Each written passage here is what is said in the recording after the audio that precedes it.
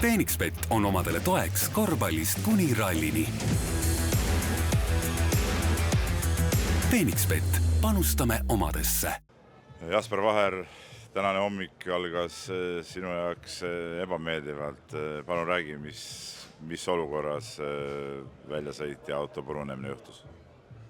No, katse teises pooles lihtsalt ühes kurvis natuke liiga palju hoogu. Iseenesest legend ja kõik oli nagu okei, et selles mõttes lihtsalt natuke liiga palju üritamist, ma arvan. Ja ega siis polnudki, metsa vahel ruumi ei olnud ja põhimõtteliselt auto nina läks puusse. Ega sealt rohkem midagi ei olnudki, et auto esiratas tuli alt ära ja sealt nagu edasi ei olnud võimalik tulla.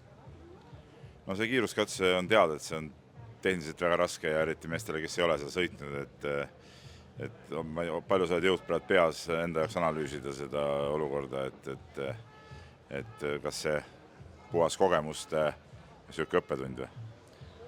Võib-olla tõesti jah, et ega analüüsinud oma peas jah, aga tihtipeale kipub niimoodi olema, et oma peas olid need asjad kuidagi teistmoodi kui päriselt, et eks kui pärast videot saame näha, siis selgub tegelik tõde.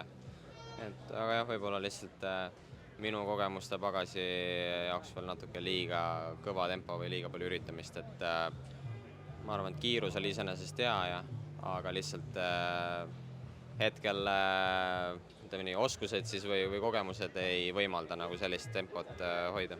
No tulemuseks ilmselt kõige suurem kahju sul endal, ma usun, on nendest kilomeetritest, mis praegu jäid siin sõitmata, et täna oli väga pikk päev ja sinu arengu mõttes, kogemuste mõttes see oleks olnud ülioluline just need kilomeetrid saada nendest tingimustest. Ja muidugi, et eks sellest ongi eelkõige kahju, aga enam ei ole midagi teha, et tuleb lihtsalt kuidagi siit edasi minna.